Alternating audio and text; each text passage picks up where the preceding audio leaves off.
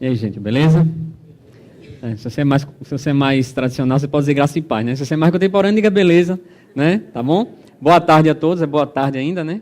Ok. Você deve ter visto aí no informativo, né? Tem um rapaz aí andando e o título Andando com Deus, não é assim? Eu queria começar contando algo que aconteceu comigo em 2003, há um tempinho. Eu era mais novo do que o que eu sou agora, obviamente, né? Então eu fazia natação e meu negócio é nadar. É o único esporte que eu sei fazer, na verdade. Né? Antes que eu me emocione, não sei jogar bola, não sei jogar vôlei, né? Eu pago o mico fazendo isso, mas nadar eu aprendi a fazer muito bem. Em 2013 eu não sabia nadar, aprendi a nadar. E aí você nadando, depois você termina, né? Como quem faz academia, você sai com o músculo tudo inchado, né? Você sai todo duro. Não tinha muita coisa para mostrar na época, mas, né, ainda saiu um pouquinho. Aí eu estava só de sunga, e um cara chegou para mim e disse assim: "Você é crente, né?" Eu olhei para mim, eu estava só de sunga. Eu disse: "Não, quer dizer, sou crente." Né? Aí eu perguntei: "Você já me viu lá na igreja?" Ele disse: "Não, você é de que igreja?" "Eu sou da igreja batista e tal." "Mas como é que você sabe que eu sou crente?" "Eu não sei, eu olhei para você e vi que você é crente." Aí eu disse: "Não, tem mentira aí, né? Você já me viu em algum lugar?" Não, é a primeira vez que eu estou lhe vendo e você parecia alguém crente, então eu queria saber se você era, tal." Aí puxou a conversa comigo, apresentei a igreja a ele, e eu fiquei pensando, como é que alguém de sunga, né, consegue identificar assim, depois de nadar todo molhado, né, um pouquinho durinho assim do exercício, consegue mostrar que é evangélico. Não sei, não me pergunte, não sei o que aconteceu. Mas o que seria então esse andar com Deus? Seria dizer que Deus te acompanha sempre? Será que é essa a ideia? Na verdade, não é. Andar com Deus não quer dizer que Deus está sempre com você. Quer dizer que uma pessoa que anda com Deus, ela reflete a pessoa de Deus através da sua vida. De alguma forma, certo? Da forma mais absurda possível, como alguém de sunga que acabou de nadar, como através da sua oração, através do seu louvor, através da sua vida, do seu trato com as pessoas. Né? Então, por isso, a gente vai refletir um pouco hoje sobre um carinha na Bíblia, viveu há muitos e muitos anos, Enoque. Tá? Então, peço para você abrir sua Bíblia aí, ou acessar a sua Bíblia. Acesse aí pelo iPhone, smartphone, iPad, o que você tiver, ou abra Gênesis 5, versículo 21 ao 24.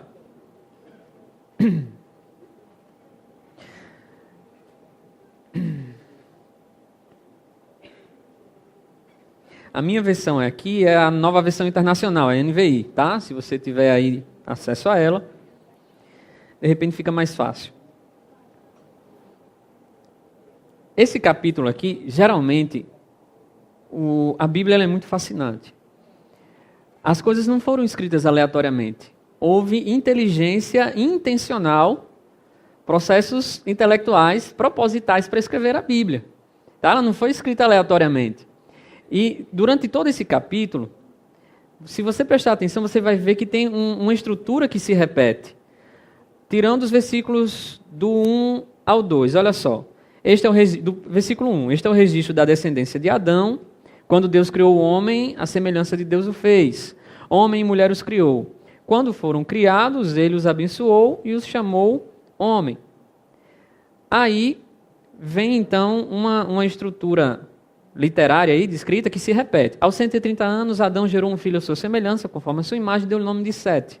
Depois que gerou Sete, Adão viveu 800 anos e gerou outros filhos e filhas, e viveu ao todo 930 anos e morreu. Aos 105 anos, Sete gerou Enos. Depois que gerou Enos, Sete viveu 807 anos, gerou outros filhos e filhas, viveu ao todo 912 anos e morreu. Vai repetindo, sendo que tem duas pessoas aí que fogem desse padrão nesse capítulo. Quem são? Quem são aí? Dá uma olhadinha. Pode olhar, não olhe para mim não, olhe para a Bíblia. Certo? Tem duas pessoas que fogem desse padrão aí de repetição.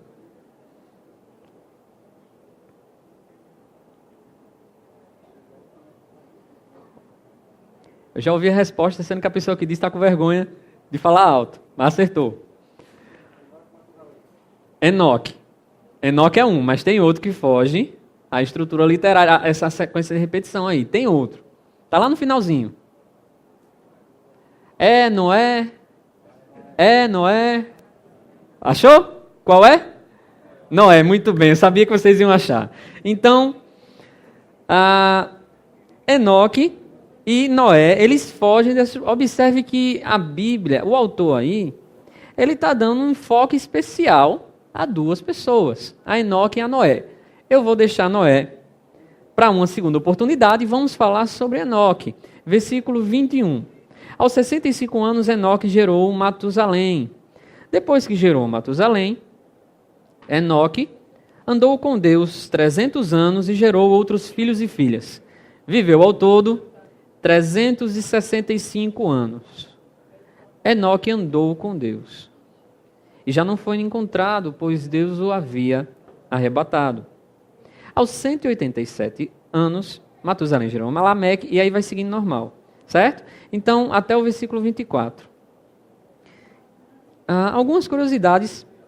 Primeiramente, essa genealogia aí é a genealogia dos 10 primeiros séculos de existência da raça humana. Tá? Desde a idade zero de Adão até Noé, você tem aí os 10 primeiros séculos de existência. E Enoque, ele na verdade é o sétimo na geração aí. Ó. Primeiro vem Adão, que viveu 930. Aí vem Sete, que viveu 912. Enos, que viveu 905. Cainã, que viveu 910. Maleleu, coitado, mas botar um nome desse, né, no filho. Maleleu, 895. Jared, 962 anos. E Enoque, 365 anos. Enoque é a sétima geração e viveu só 365 anos, na flor da idade. Porque, observe aí, todos, a maioria é tudo de acima de 900 anos, tirando aí Maleleu, que é 895. Está perto, né? Morreu um pouquinho cedo. Mas Enoque, coitado, que planos ele pode fazer para a vida dele? 365 anos, você vai fazer o que com esse curto prazo de vida? Não é? Será que deu tempo de constituir família? Será que deu tempo de comprar uma casa? Porque será que Enoque pode viver uma vida boa? Afinal, 365 anos? Não é? Falou da idade.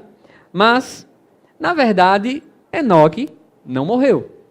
Tá? Enoque foi o único daqui dessa geração que não morreu. Agora, uma pergunta interessante, antes que você já deve estar se fazendo. Estou vendo as interrogações assim, a janelinha de interrogação. Será que esse povo viveu mesmo esse tempo todinho? Você vai encontrar muita gente na universidade. Um rapaz falava, não, naquele tempo havia um calendário diferente. Eu procurei na Bíblia, não há nenhum registro, ou melhor, nos registros históricos, não há nenhum achado que mostre que esses 365, 900 e tantos anos era de um calendário diferente do nosso.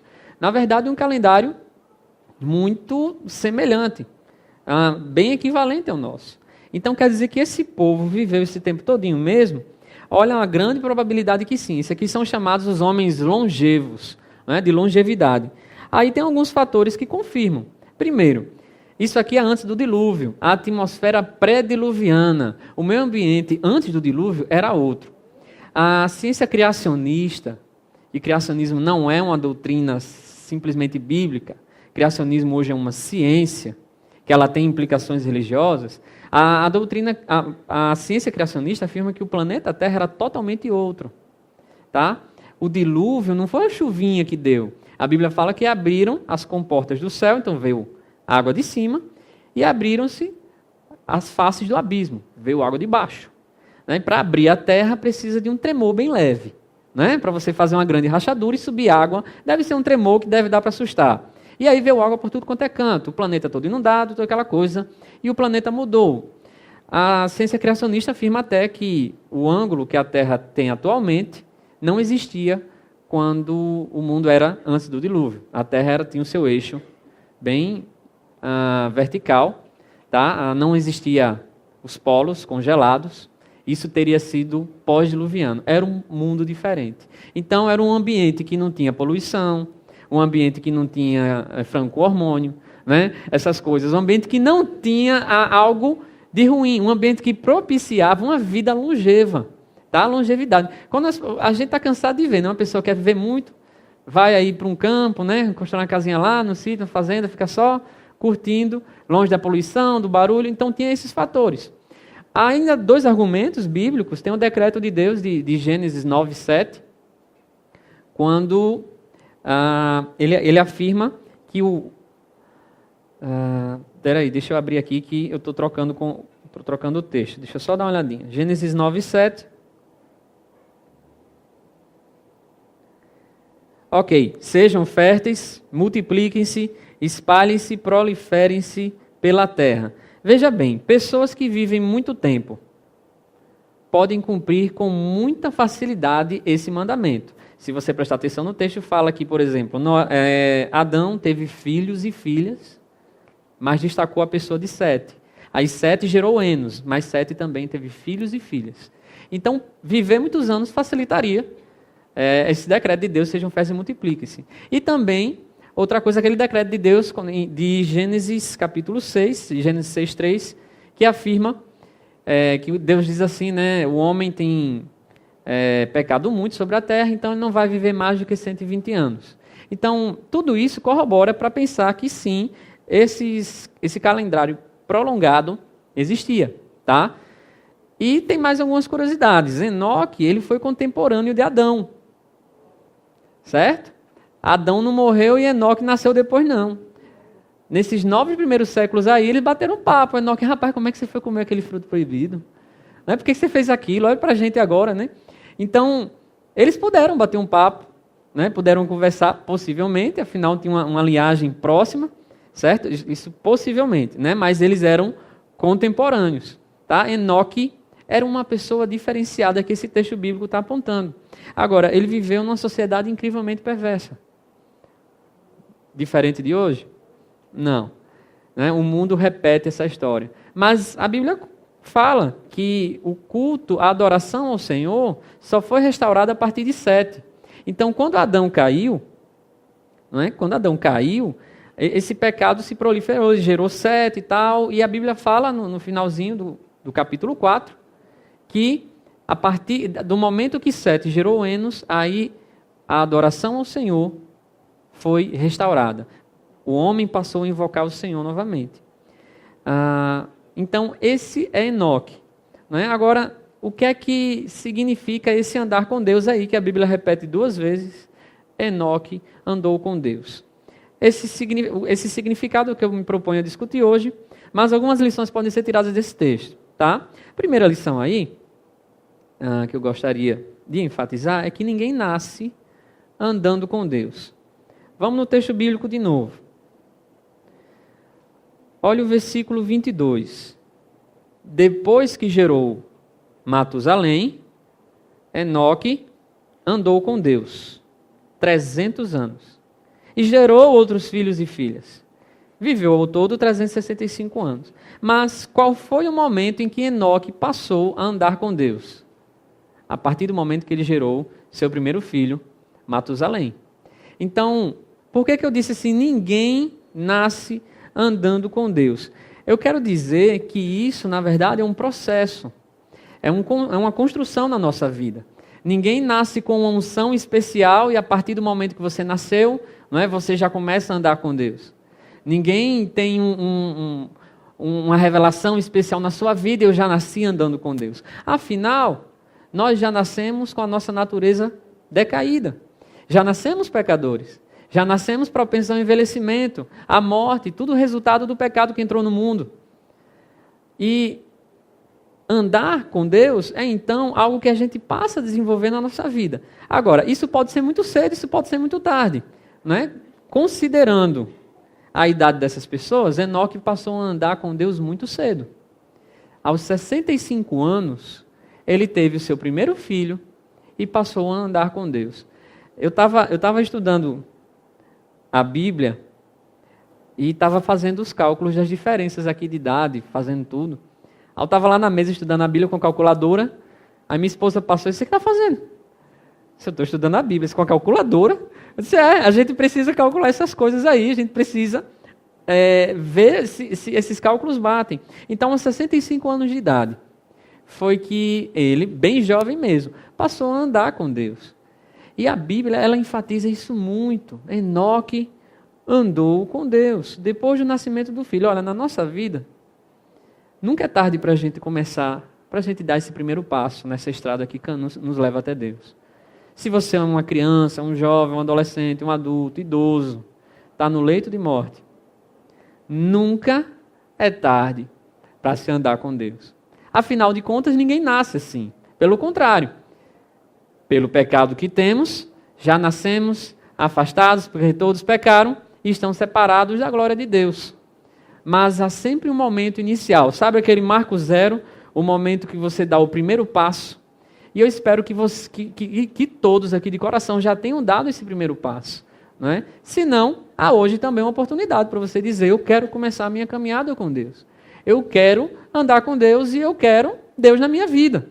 Tá? Você tem andado com Deus? Como é que está a sua vida aí? O que é andar com Deus é refletir a imagem do Deus vivo através de você. As pessoas têm visto isso, tá? Porque você não vai sair assim: eu estou andando com Deus, viu? Né? A mãe diz assim para o filho: vá, meu filho, vá com Deus, eu sempre ando com ele. Né? A gente pensa assim, mas andar com Deus é refletir a imagem dele. E Enoque, de tanto ser visto como seu bom testemunho, as pessoas viam que Enoque era alguém que andava com Deus, mas que começou aos 65 anos de idade. Talvez o envelhecimento fosse mais tardio, né? Pela quantidade de anos que eles viveram. Mas há um momento inicial, há um marco zero. Você consegue se lembrar? O meu marco zero, que eu passei a andar com Deus, foi em 1998. Eu era adolescente na época, e eu tinha aceitado a Cristo quando criança, mas a minha decisão tinha sido supérflua, porque eu... não conta isso para o pastor Marcelo não, né? Mas eu me converti, fala baixo aqui, tá? Me converti porque eu tinha medo de ir para a sala do pastor, porque todos os novos convertidos iam para a sala de doutrina na sala do pastor. Eu tinha medo do pastor Eliabe, né, o pastor lá de Santarém. Eu sou pastor lá da juventude, ele é forte, grande. Eu, quando era pequeno, morria de medo dele. Então, me converti para não ir para a sala do pastor. Foi um negócio meio louco. Eu sei que me convertendo, eu não ia passar para lá. Aí, quando adolescente, eu passei a refletir sobre a minha decisão. E eu disse: não tomei uma decisão sincera. Aí foi em 98 que eu me reconciliei, eu tomei a decisão, claro, objetiva, eu tinha certeza do que estava fazendo. E aquele sim eu considero o marco zero na minha vida. Aquele foi um momento que eu posso dizer que eu comecei a andar com Deus. E você precisa ter um momento desse, tá? Veja se você se lembra, veja como foi, veja se foi um momento bom. Mas se você não tem, ainda há chance, tá? Afinal de contas, ninguém nasce andando com Deus. E Enoque teve uma chance aí, antes dos 100 anos de idade, de começar a andar com Deus. A outra lição relevante é que andar com Deus implica abandonar o pecado.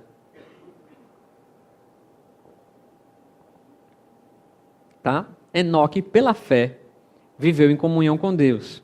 Agora, o mundo que eles viviam já era um mundo corrompido. Afinal de contas, logo pouco tempo veio Noé e Deus, através de Noé, quis aniquilar com o pecado do planeta.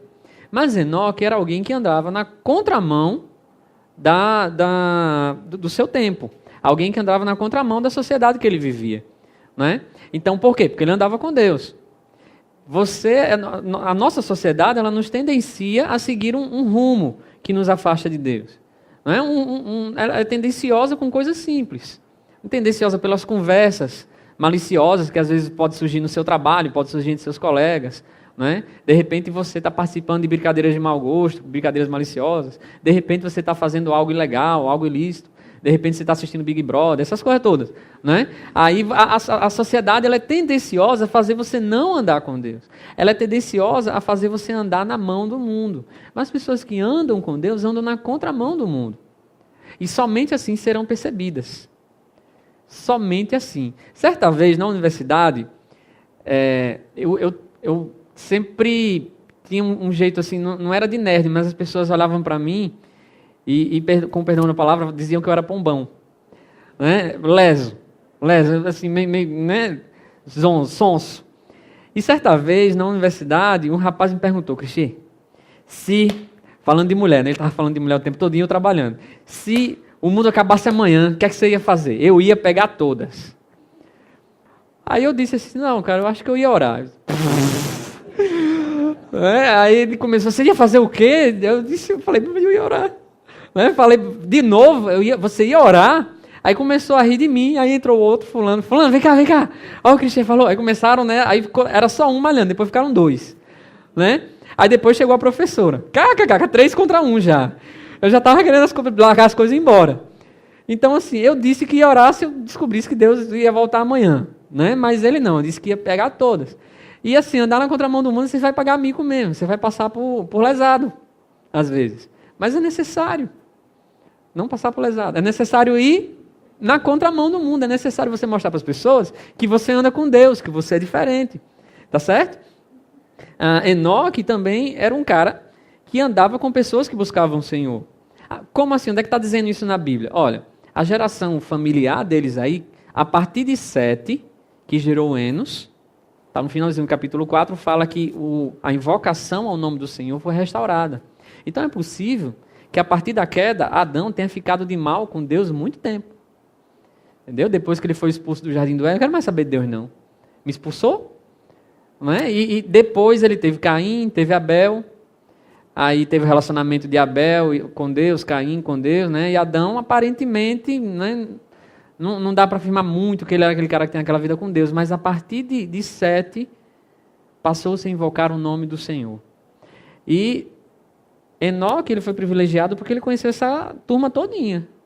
As suas 6 gerações anteriores ele pode conhecer, até Adão. Né? E saber de fato como foi, qual foi o fruto. É possível que também Enoque sabia qual era o fruto proibido e a gente não, né? Mas todos sabem que é o coco. Não sabem? Não? Porque a Bíblia fala que Adão, a mulher pegou, comeu e tomou do fruto. Né? A única fruta que você pode fazer isso é o coco. Era para ser engraçado, mas vocês estão rindo muito bem, ótimo. Tá? Funcionou a piada. Enoque foi alguém que viveu pela fé. Certo? Não, vocês estão rindo ainda, a piada foi boa. Essa foi podre.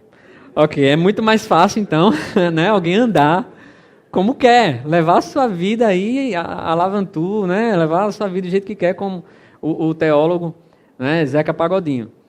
Deixa a vida me levar, vida leva eu, sou feliz e agradeço por tudo que Zeca Pagodinho é ele. Pronto. Então, essa é uma teologia bem confortável para as pessoas. Vou viver a vida do jeito que eu quero. Mas Enoque decidiu andar com Deus, e andar com Deus, então ele estava andando na contramão do mundo. Então, o que é que isso implica para a gente? Olha, você é convidado a viver numa comunidade de fé. Enoque tinha a sua comunidade de fé, ele andava com pessoas que buscavam o Senhor. Então, nós precisamos nos integrar a essas pessoas.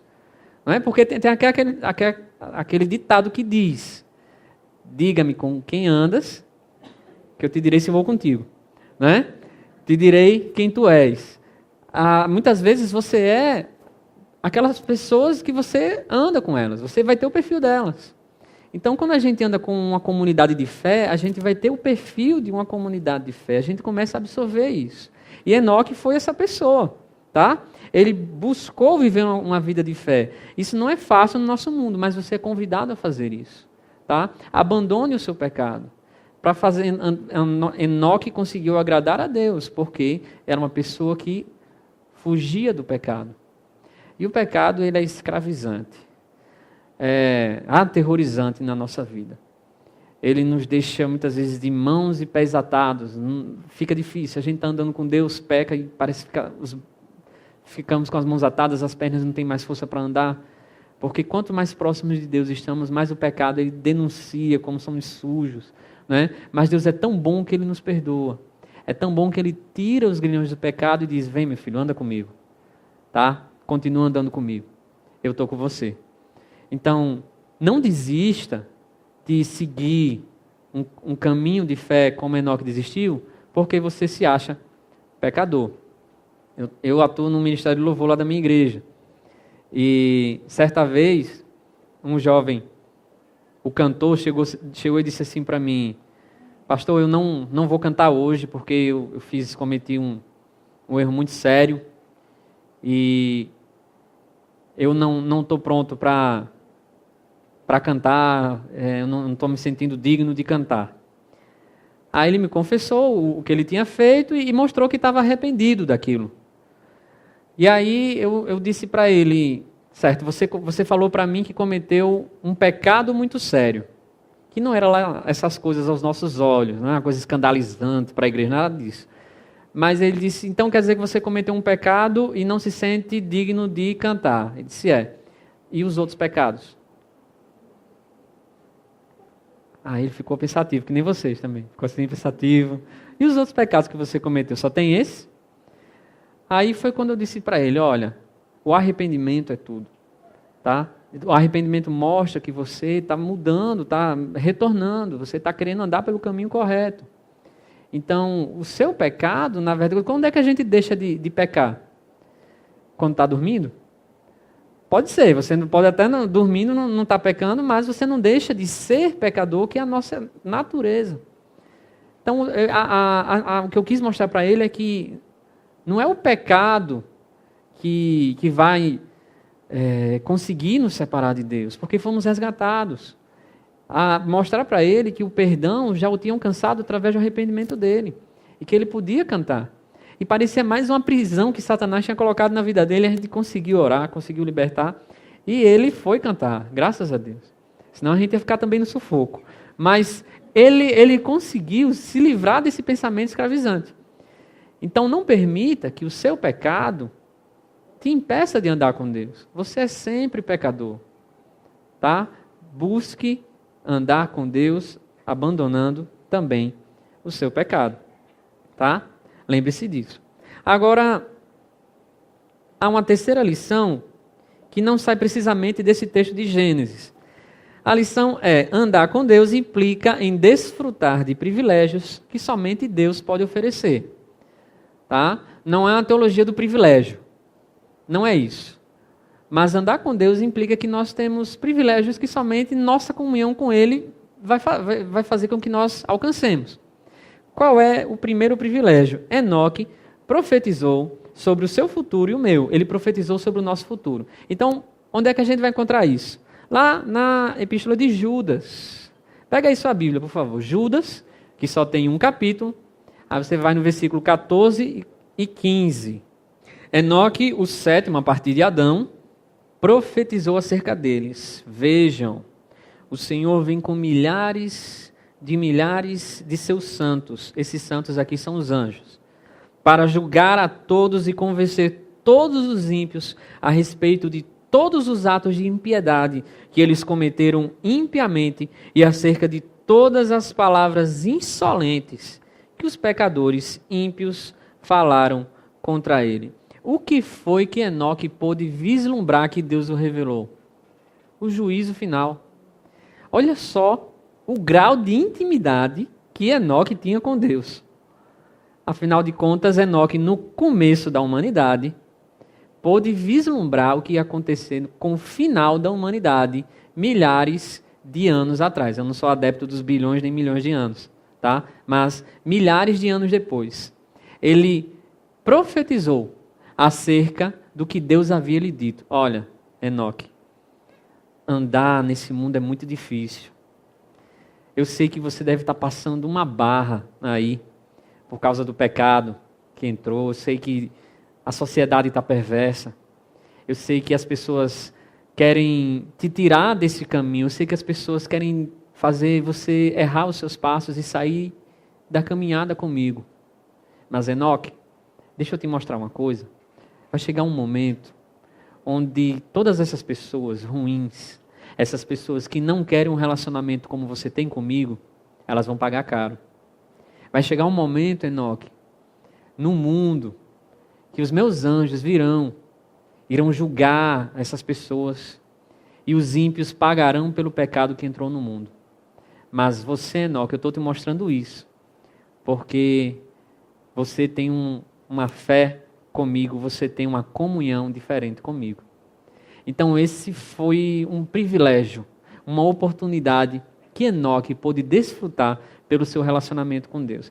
Óbvio, não perceba que eu estou dizendo para você que você vai passar a profetizar por causa da sua comunhão e sua fé com Deus. Não é isso, você não vai começar, eis que te digo, né? E assim diz o Senhor, você não vai começar a fazer nada disso. Mas o que eu estou querendo lhe dizer é que a comunhão de Enoque com Deus era tamanha que coisas especiais na vida dele ele pôde desfrutar.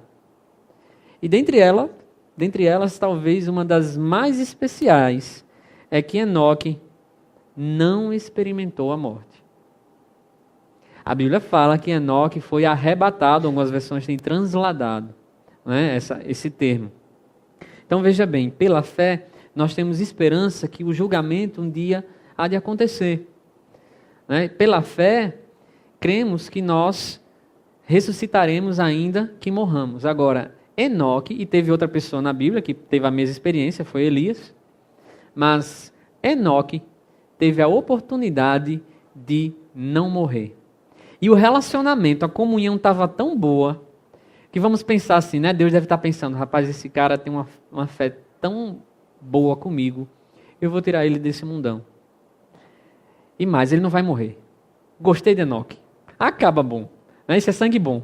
Então, o translador, de repente, Enoque sumiu. Ninguém sabe ninguém sabe onde é que ele estava quando o fato aconteceu.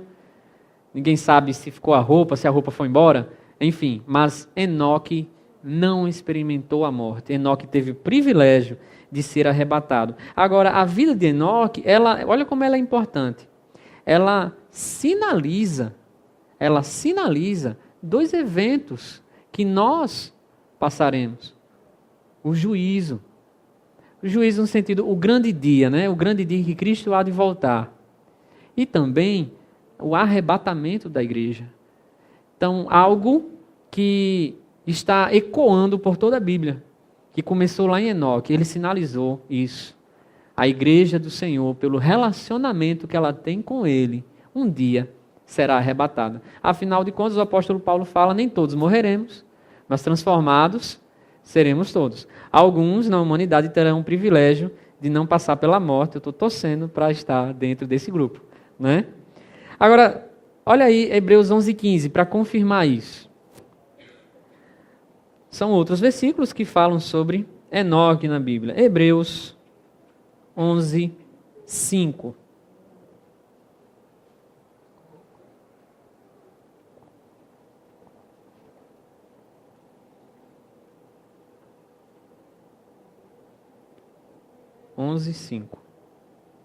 Pela fé, Enoque foi arrebatado de modo que não experimentou a morte e já não foi encontrado porque Deus o havia arrebatado. Pois antes de ser arrebatado, recebeu o testemunho de que tinha agradado a Deus. Olha só, por que Enoque foi arrebatado? Porque tinha agradado a Deus. Então, é por isso que eu estava dizendo, andar com Deus significa que nós estamos agradando, que nós nos agradamos no Senhor, nos deleitamos no Senhor, que a glória dele reflete em nós. E que Deus pode, pela sua soberana vontade, fazer com que nós desfrutemos de privilégios que somente ele pode dar. Né? Também não estou dizendo que alguém aqui não vai passar pela morte, né? Mas sinalizando que o arrebatamento é real. E um dia há de acontecer. Não será um momento bom apenas para a igreja, tá? Então, uma última lição, que eu julgo talvez a mais importante. Andar com Deus é o ponto final da nossa caminhada. No texto de Gênesis, observe que, e nos outros textos, eles não apontam nada de especial em Enoque. Não aponta, grandes feitos de Enoque. Enoque não foi aquele cara que marcou a sua geração. Enoque não foi aquele cara de grandes seguidores, que construiu grandes coisas, que edificou cidades. Não era um homem poderoso, não é, que tinha glória e poder na terra. Enoque não foi um homem que a sociedade podia olhar como alguém diferente, poderoso de alguma forma. A Bíblia não diz que ele era um homem de grandes feitos, grandes realizações e grandes obras. Apenas diz que ele andou com Deus. Então, parafraseando as palavras do pastor Ed René, ele diz o seguinte: andar com Deus é um fim em si mesmo. Andar com Deus não é um meio para se alcançar alguma coisa. Muitas pessoas pensam assim, eu quero andar com Deus, pensando de forma até legítima, eu quero andar com Deus para a partir daí eu poder fazer a obra dele, eu poder ter isso, eu poder ter aquilo, mas não é isso que a Bíblia mostra neste texto especificamente. A Bíblia mostra que Noé andou com Deus e ponto final. Então, andar com Deus não é um fim em si mesmo, é um fim em si mesmo, não é um meio para alcançar alguma coisa. Andar com Deus deve ser o ponto final, deve ser o alvo maior da nossa caminhada cristã. O que você deve buscar esta noite, a partir deste momento, é andar com Deus. E esse é o ponto final, esse é o caminho. Você vai chegar em que lugar, se você já está andando com Ele? Tem algum lugar que você possa ir? Tem algo que você precise ter? Tem algo que precise mudar na sua vida se você já definitivamente anda com Deus? Então, isso é um sinal, a Bíblia está mostrando, andar com Deus é um sinal de completude. Enoque era simplesmente alguém que andava com Deus. E ponto final. Não precisa de mais nada. Sabe? Seja alguém, então, conhecido, um homem, a mulher, um jovem, conhecido como alguém que anda com Deus. Sabe? Eu acho que é isso que eu vou querer na minha lápide. Né?